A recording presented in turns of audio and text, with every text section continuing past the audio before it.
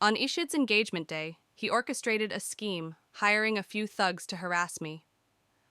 After a long day at the police station, I returned home to find him chatting with his friends. When one of them asked where I've been for the day, he explained that he had sent me to the police station for the day, claiming I would cause trouble for his engagement ceremony. As he spoke, I felt a growing sense of disillusionment. Silently, I blocked him from my life, turned away, and boarded a plane to a distant land. That night, I heard Ishid lost his composure. The usual gentleman was now a tempest, his eyes bloodshot with anger. He accused me of playing games, of being jealous, and insisted I would return once my temper cooled. But he was wrong. I wasn't playing games. I was truly done. By the time I finished my police statement, darkness had fallen. On the day of his engagement, I'd been involved in a car accident, deliberately caused by a vindictive driver. It took hours to resolve the situation. Ishid's phone was perpetually unreachable. His social media feed, a constant barrage of photos with his fiancée, was a painful reminder of his betrayal. Enraged and emotionally drained, I sought solace in reckless abandon. I hailed a cab and headed straight to his place. The door, slightly ajar, revealed a cacophony of voices within. Ishid often hosted gatherings with friends, drinking and watching sports. Unintentionally eavesdropping, I heard them discussing me. "We all thought you'd end up with Arya," one of them remarked. "She's your childhood friend, looks stunning, but with a fiery temper." Ishid glanced at his watch, a frown marring his brow. "She should be here any moment, ready to cause a scene. It's a headache just thinking about it." "You're engaged to Juni, so Arya must be furious. But where is she? I haven't seen her all day," Kane inquired. Ishid smirked. "I sent her to the police station to cool off. By the time she gets back, everything will be settled." "What a sick move. I guess only Ishid you have the power to control Arya," Edward praised. "Ishid, have you considered what would happen if Arya were truly hurt and leave you because of Juni?" Kane questioned. A vision of her tearful face flashed through Ishid's mind, sparking a surge of irritation. He scoffed dismissively. "I'd welcome it." "He'd welcome it," I muttered, the words bitter on my tongue. 7 years of devotion, reduced to this. I withdrew my hand and turned away, a chill seeping into my soul, a stark contrast to the warmth I'd once known. Through countless storms and squalls with Ishid, I'd always been the steadfast one. I'd believed we were destined, but he had betrayed me, orchestrating a future with another. How could I have been so foolish to let him treat me with such contempt? The rain grew heavier, each drop a stinging reminder of my shattered hopes. The forecast promised a frigid night, a stark contrast to the cozy winter nights of the past. Ishid had once shielded me from the cold, wrapping me in his coat, providing warmth and comfort. Now those cherished memories felt like a distant dream. My steps faltered, my spirit waning. The once fiery passion I felt for him had dwindled into ashes. A single thought took root in my mind. Escape. I needed warmth. A place untouched by winter's icy grip. A place where Ishid couldn't reach. I blocked him and his friends from my life, severing all ties. A strange number appeared on my screen. It was Juni, Ishid's fiancée. "Ishid and I are engaged," she taunted. "You have no idea how much he loves me. You'd better back off or I'll expose that you were trying to seduce him." Her words were a venomous attack, a final blow to my already wounded heart. Juni, Ishid's assistant, was a constant source of trouble. Delicate and fragile, she would shed tears at the slightest criticism. Despite her manipulative ways, Ishid was incredibly protective of her. I'd witnessed her subtle sabotage firsthand, the wine spilled on my designer dress, the diamond necklace she'd accidentally broken. It was clear she was a cunning and deceitful person, yet Ishid remained oblivious. When I confronted Ishid about her behavior, he dismissed my concerns. "She's just a young girl," he'd said dismissively. "Don't be so hard on her." But it was my property she'd damaged. I refused to let her get away with it and hired a lawyer to pursue legal action. In a fit of anger, I discarded my phone's SIM card, severing all ties with the past. My parents were distraught when they saw me packing. "Are you sure about this, my dear Ria?" "Ishid has gone too far," my mother pleaded. Our families had long approved of our relationship, but Ishid's betrayal had shattered my trust. "I need to move on," I insisted. "I'll go abroad to help my brother. It's time to start a new chapter." My parents, initially surprised, eventually understood. They knew I was capable of making my own decisions. As I boarded the plane, I left behind the pain and heartache of my past. Ishid, meanwhile, waited anxiously for my call, hoping for any sign of reconciliation, but his hopes were dashed.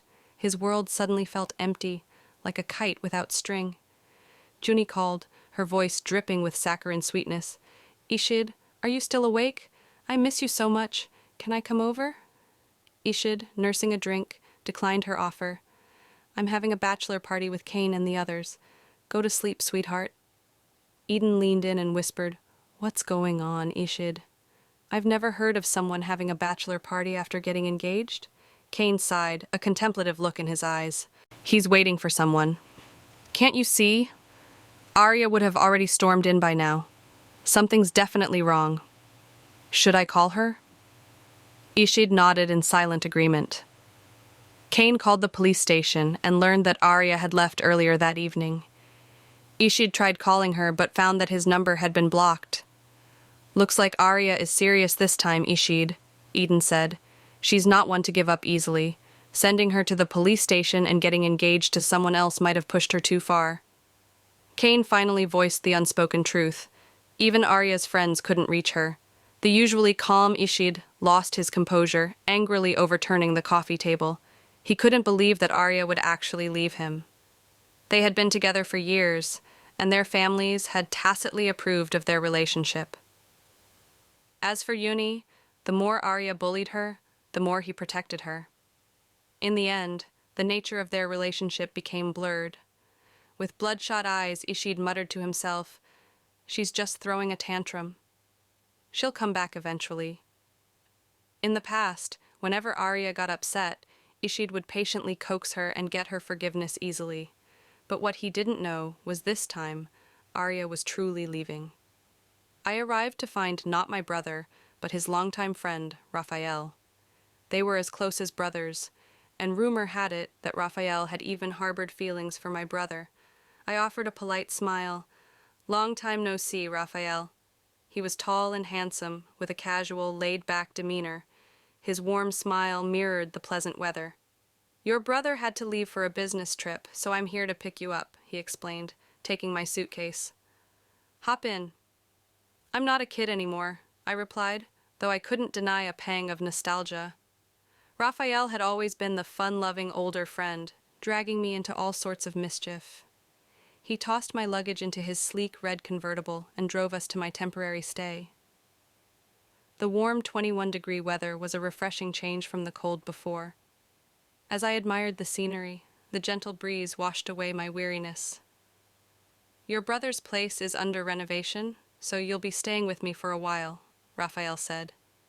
"Your room's upstairs, second door on the right." The room was decent, with a large window, but the decor was questionable. It was a classic example of a man's taste, all shades of pink. Exhausted from the journey, I tidied up and went to bed. In my dream, I was transported back to high school, the day I confessed to Ishid. He sat by the window, lost in a book. The wind tousled his hair, creating a picturesque scene. Impulsively, I blurted out, "Ishid, I like you." He glanced at me and smirked. "Arya, you're such a fool." I woke up, embarrassed by my youthful naivety. I remembered that day. Ishid had simply laughed. Now, Raphael's voice pulled me back to reality. "Arya, are you a pig? You've been sleeping for ages." He'd cooked dinner, and it was surprisingly good. He'd always been rebellious, quitting restaurants and starting his own band, even going on dangerous rock-climbing expeditions. He dropped out of college to pursue racing. His family had eventually sent him abroad to straighten out. When he heard my brother was here, he'd transferred his business operations here as well. At that time, my parents had worried that our family line might end with his relocation. I envied his carefree spirit. What have you been up to, Raphael? I asked. Business, he replied, his eyes fixed on the screen. Why are you here? To learn from my brother, I answered. It was a bit awkward. He thought for a moment and said, Since he's not here, you can learn from me instead. So I became an assistant to this former rebel. It turned out he was quite serious about business. I started with menial tasks, but I was grateful for the opportunity to learn. His new secretary, a real looker in heavy makeup and a revealing blouse, snatched the coffee tray from my hand and sashayed into the CEO's office. Mr. Raphael, your coffee, she announced, her voice dripping with sweetness. Just so you know, this suit and shoes cost a fortune. Are you sure you can afford to replace them? The secretary quickly retracted her foot and lowered her head, placing the coffee on the desk. Raphael, with a handkerchief pressed to his nose, sniffed disdainfully. Is this poison? He muttered. The secretary fled the office, tears streaming down her face. I couldn't help but smirk, caught between amusement and awkwardness. Your military training must have been quite effective, Raphael remarked, a playful glint in his eye. Thank you, Mr. Raphael, I replied, unsure how to respond to his teasing. You're quite the opportunist, he continued, a mischievous grin spreading across his face. Perhaps I should transfer you to the security department. I quickly assured him, No, please don't. I want to call my brother and ask him what happened to Raphael over the years. He's turned into quite the jerk. Raphael leaned back in his chair, his fingers drumming a rhythmic beat on the desk. His eyes, sharp and intelligent, were fixed on the screen. You wrote this quarterly report? He asked, raising an eyebrow. I nodded nervously. Yes, Mr. Raphael. It's not bad, he acknowledged with a nod. Relieved, I quickly praised his insight. Thank you, Mr. Raphael. I'll continue to strive for excellence. He looked up, a smirk playing on his lips. It's written like a novel, he commented. Rewrite it. I want it on my desk by the end of the day. I was on the brink of despair, but I couldn't give up. It was just a report, for crying out loud. I worked late into the night, finally finishing around 10. You look exhausted, Raphael remarked, his voice laced with concern. I sat there tense and uncomfortable. Hours later, he ordered dinner. Eat something, he urged. You can't work on an empty stomach. I wanted to snap at him, but I held my tongue. Exhausted, I went to bed, but sleep eluded me. In the middle of the night, my phone rang. It was my lawyer. Junie has refused to compensate you, and Mr. Ishid has offered to settle, but only if you meet with him in person, he explained. What does he want? I wondered. Tell them I won't settle unless they compensate me fully. I'll sue Junie for damages. I hung up the phone, frustration gnawing at me. I went downstairs for a glass of water and found Raphael still working. You work too hard, I teased, trying to lighten the mood. He glanced up, his eyes tired but focused. I have to show the shareholders that we're serious about this company, he replied. I wanted to tell him to relax, but I knew better. As I turned to leave, I tripped and fell into his lap. Our lips almost touched, and for a brief moment, the air was charged with tension. He steadied me, his touch lingering for a moment too long. I quickly recovered, embarrassed by the accidental intimacy. The next morning, Raphael looked haggard. Did you pull an all-nighter, Mr. Raphael? I asked, surprised. Even for him, working through the night was unusual. Just call me brother when we're at home, he suggested. I nodded, suppressing a smile. Raphael left for work, sporting a pair of sunglasses. In the office, my colleagues were buzzing with speculation. What's up with Mr. Raphael today? One asked. Maybe he's just trying a new look, I replied, dismissing their curiosity. Finally, the weekend arrived. Raphael suggested we take a road trip. As soon as I got into his luxurious Maybach, my phone rang. It was Junie, sounding distraught. Ms. Arya, I'm so sorry to bother you, but I'm in a difficult situation, she wailed. I accidentally damaged your clothes and jewelry, and I've apologized, but you're still insisting on suing me. Please don't make things harder for Ishid. I was growing impatient with her theatrics. Enough, I said, hanging up the call. Raphael raised an eyebrow. That audiobook has quite the dramatic voiceover, he remarked. I forced a smile. You're right, I admitted. You should probably stop indulging in such cheesy romance novels. Even Raphael could see through Juni's act, but Ishid seemed oblivious. Why was he so different around her? He wanted a face-to-face meeting? Did he think I'd let him walk all over me again? What a nerve. Raphael took me to a stunning mountaintop restaurant. The winding road offered breathtaking views of the misty peaks. The restaurant owner greeted us warmly, even trying to hug me, but Raphael politely declined on my behalf. The scenery was so breathtaking that the food almost seemed secondary. Arya, you're the first girl Raphael has brought here, the restaurant owner whispered, his voice barely audible. I widened my eyes in surprise. Could there be something more between my brother and Raphael than just friendship? We do look quite similar. Couples who dine here often leave photos by the sacred mountain, believing it brings them eternal love, the owner explained. Before I could react, Raphael pulled me into a tight embrace. A photo of us, our faces close together, was soon displayed on the wall. As he gazed at the picture, a silly grin spread across his face. I wondered how I would explain this to my brother. I was shocked to see Ishid standing under the banyan tree across the street as I pulled up in Raphael's sports car. Despite his imposing figure, he seemed a bit rattled. But none of that mattered anymore. I had decided to leave the past behind, just like my younger self, who had foolishly loved Ishid for 7 years. As night fell, Ishid still lingered, his solitary figure illuminated by the streetlights. Who's that guy? Looking like a statue, Raphael commented, striking a pose by the window. That's Ishid, I replied, worried about what he might do. Oh, so he's that idiot, he exclaimed dramatically.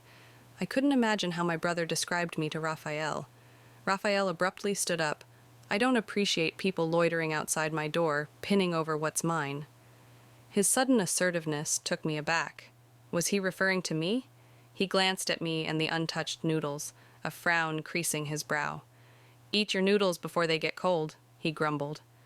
I had no appetite, my mind preoccupied with the upcoming confrontation with Ishid. To my surprise, he locked the door behind him. I peeked through the curtains, feeling a mix of anticipation and dread. I watched as Raphael approached Ishid, their conversation brief and intense. Ishid's expression turned somber as he glanced in my direction before driving away. What did you say to him? I asked, curious. Given Ishid's persistence, I was surprised he left so easily.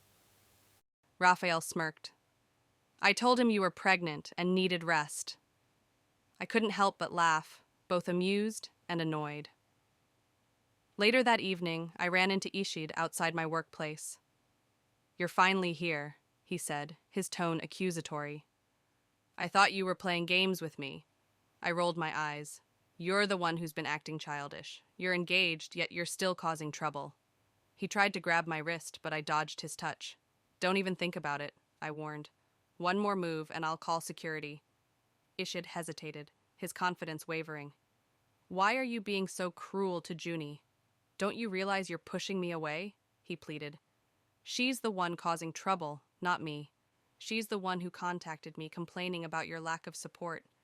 Ishid was stunned. I just wanted to see you, he admitted. We used to be so close. I thought we'd be together forever. I couldn't help but feel a pang of pity. Stop playing the victim, Ishid. You knew what bothered me, yet you kept crossing the line. If you don't care, then neither do I. Let's just end this. Don't contact me again. I turned and walked away, leaving him standing there, defeated. In the serene beauty of the foreign land, Ishid felt a sense of loneliness. He couldn't shake the memories of their younger days, when Arya's laughter had filled his world. She had confessed her love, and he had reciprocated. But over time, her possessiveness and jealousy had driven a wedge between them. Now, as he watched her walk away, he realized the depth of his loss. If Arya had continued her old ways, he might not be feeling so lost now. Seeing her so nonchalant about their breakup, he realized that she had truly moved on. My brother finally returned home after years of absence. I was overjoyed to see him and eagerly packed my bags. As we parted ways, Raphael's eyes held a hint of melancholy. On the car ride home, my brother couldn't contain his curiosity. What happened with Ishid? He's been asking around about you, even contacting Mom and Dad. I sighed. We just broke up, I replied, omitting the part about Ishid seeking me out. I knew it would only upset him further. I'd heard that Ishid was going through a rough patch. His family disapproved of his fiancée, and she, instigated by someone, had publicly challenged Ishid's family, causing a major scandal. She is now essentially a prisoner in her own home, her future uncertain, my brother added. By now, Ishid must have realized Juni's true colors, but it was too late. As for Juni, she had reaped what she had sown. Ishid's parents had repeatedly tried to reconcile with my parents, but they had refused, unwilling to let their precious daughter suffer any more. My brother's eyes softened as he looked at me. I can't believe you fell for someone like Ishid. You were always coming home crying, but you still couldn't let go. I really wanted to slap myself for my past foolishness. Don't worry, I've learned my lesson, I assured him. He ruffled my hair, a gesture of comfort. What have you learned from Raphael? He asked. I hesitated. Saying I learned how to make coffee and copy documents would be a bit embarrassing. Writing reports, I replied, remembering how Raphael had taught me the ropes. Now that I'm back, you should return to our company, my brother suggested. I can teach you everything you need to know. I declined politely. I've already made a good start with Raphael. I'd like to continue learning from him for a while longer. With Raphael around, I wouldn't let him get any ideas about my brother. My brother smiled knowingly. My willful little sister has finally grown up, he remarked. The next day, Raphael moved into my brother's house, claiming his own house was damaged. Was it a coincidence, or was it intentional? A mischievous glint sparkled in Raphael's eyes. My brother, nearing 30, was still single. I couldn't let Raphael steal his heart. I decided to keep a close eye on them. During the Lunar New Year, the three of us returned home. Raphael even bought me a luxurious down jacket, claiming it was the same brand he wore while climbing Mount Everest. As I was not fond of the cold, I stayed indoors most of the time. My brother was busy visiting relatives, leaving me alone with Raphael. He had recently been on a series of disastrous blind dates. You need to settle down, Raphael, I advised. You're not getting any younger. He nodded in agreement. What kind of girl are you looking for? I asked. If I meet someone suitable, I'll introduce you. He nodded, then dealt me a terrible hand of cards. I tossed the cards aside in frustration. With that attitude, no one will want you, I scolded. He had no idea how to treat a woman with kindness. I'm not interested in them, he dismissed with a wave of his hand. I was taken aback. Despite my careful monitoring, he found a way to spend time alone with my brother. I thought his feelings had cooled, but it seemed I was wrong. It doesn't matter if you're interested in my brother. My parents would never approve, and neither would I declared. Raphael stared at me, his eyes wide with surprise. Why would I be interested in your brother? I'm interested in you, he said, his gaze intense. A moment of awkward silence passed as our eyes met. There was a strange flutter in my heart. Don't tell me you didn't feel anything between us? He asked, a hopeful glint in his eyes. I pondered his constant attention, which I'd always attributed to his concern for my brother. If I admitted the truth, I wasn't sure how he'd react. Before I could respond, my phone rang. Arya, Ishid's in the hospital with a perforated ulcer. Can you come? Kane's voice filled my ears. Raphael overheard the conversation. He's not cooperating with treatment, that's why I'm asking you, Kane explained. Wrong number, I replied, hanging up. I knew it was Ishid, but I didn't want to get involved. Not going? Raphael asked, a mischievous glint in his eye. Why would I retorted. He feigned disappointment. You'll regret it when you realize what you're missing. Stop being dramatic, I scoffed. As I turned to leave, I tripped over a deck of cards and fell into his arms.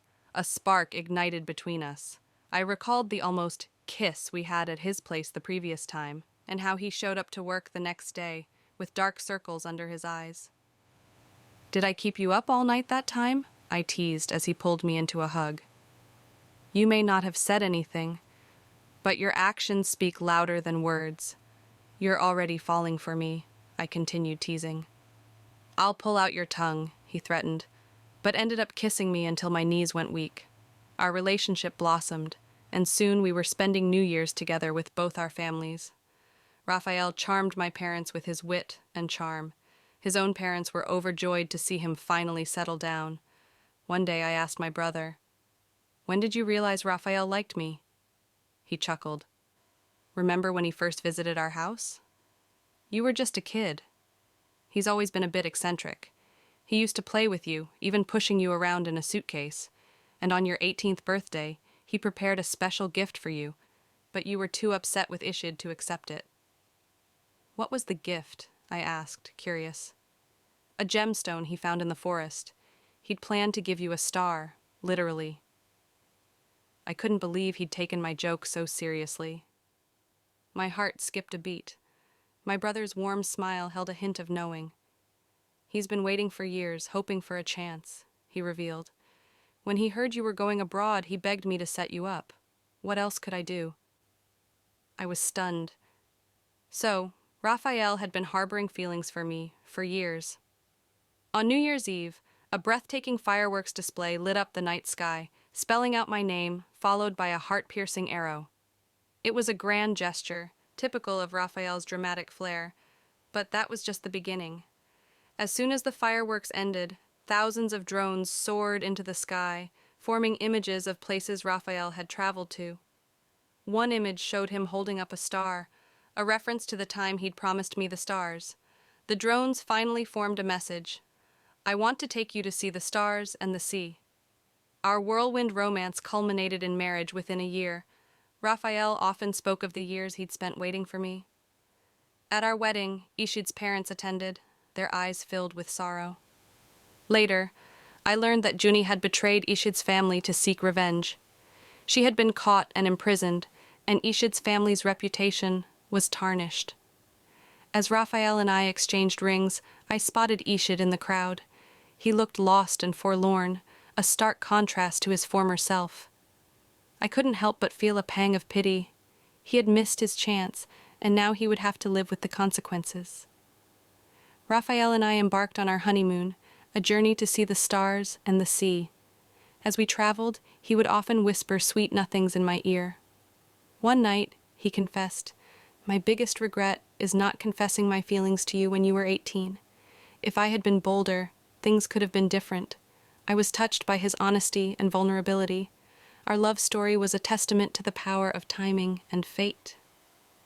Sometimes, the right person comes along at the right time, and everything falls into place.